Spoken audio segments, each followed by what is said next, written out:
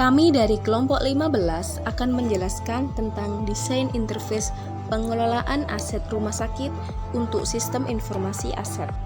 Ini adalah tampilan utama saat memasuki aplikasi sistem informasi aset. Pada tampilan ini, bagian inventarisasi dapat mengisi username dan password, kemudian klik login. Lalu akan ditampilkan beberapa menu dari pengelolaan aset, seperti kategori aset, pemeliharaan aset, pemanfaatan aset, penghapusan aset, masukan aset, permintaan pengadaan aset, perencanaan pengadaan aset, dan perencanaan kebutuhan aset. Jika ingin mengkategorikan aset, maka dapat klik pilihan kategori aset.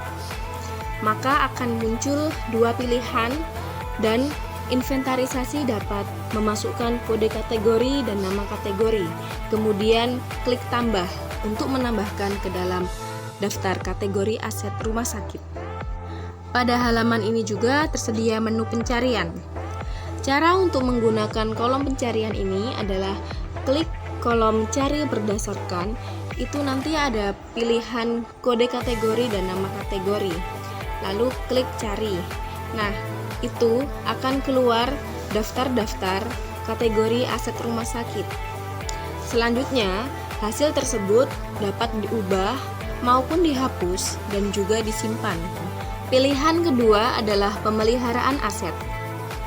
Pada halaman ini, inventarisasi dapat memasukkan kode penempatan, kode aset, nama aset, tanggal pemeliharaan aset, dan keadaan aset.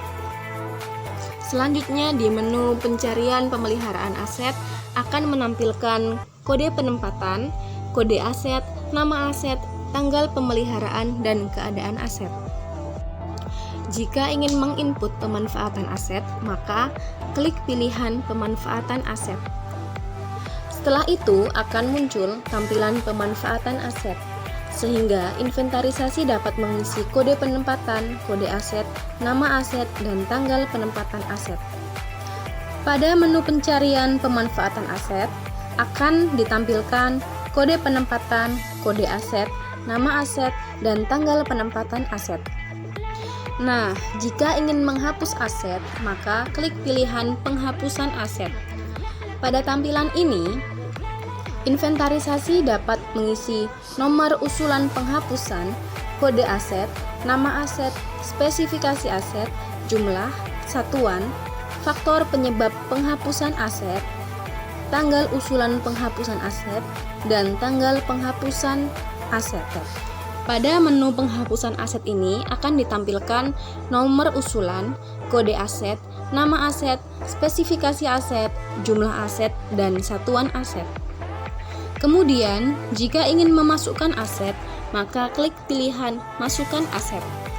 Pada tampilan ini, inventarisasi dapat mengisi kode aset, nama aset, kondisi aset, tanggal perolehan aset, spesifikasi, kode kategori, dan nama kategori aset.